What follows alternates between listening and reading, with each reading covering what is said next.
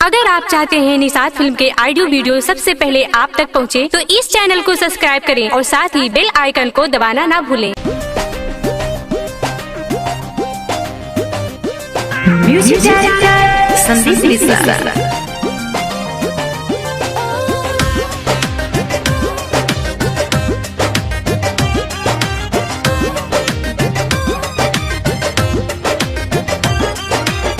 सुनिए बलम जी बात मोर मानी, जल्दी से गाड़ी धोके आई राजधानी।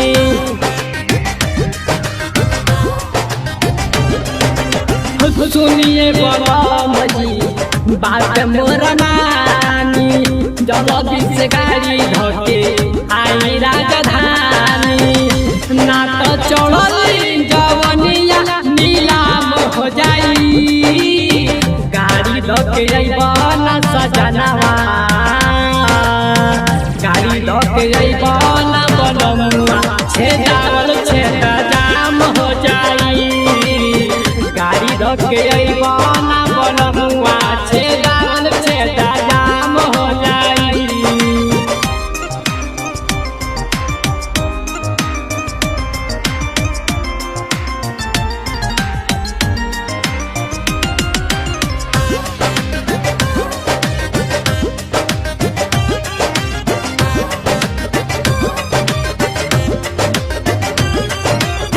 पैसा के फेर में अंधेर पड़ल राजा, सौखी चले हरिये जलूट थारी माजा।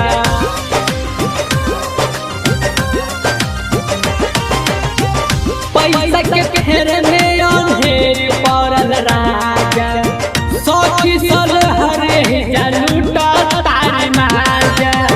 बाहर रहे के रहे करैला काहे गवाना, गोदिया में भइल नाही अभी लेखलवाना। कि तोहर बहारा गइल का हराम हो जाई, गाड़ी धोके अइबना सजनवा, गाड़ी धोके अइबना बनमुआ, छेदावल छेदा जाम हो जाई। गाड़ी धोके अइबना बनमुआ, छेदावल छेदा जाम हो जाई।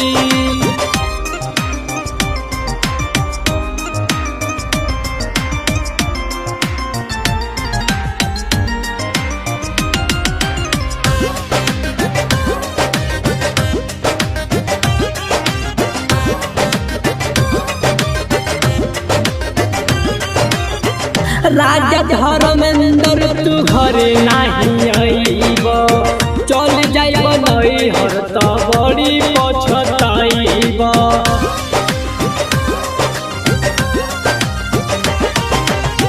पिया धर्मेंद्र तू घरे नहीं आईब, चल जाइब नहीं हर तो बड़ा पछताइब।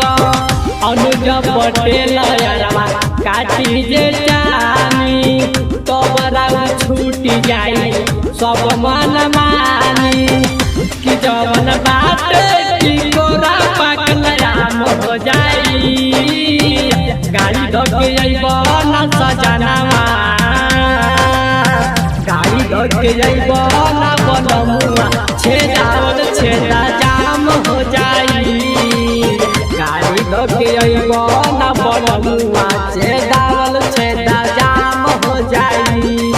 Music director Sandeep Mishra.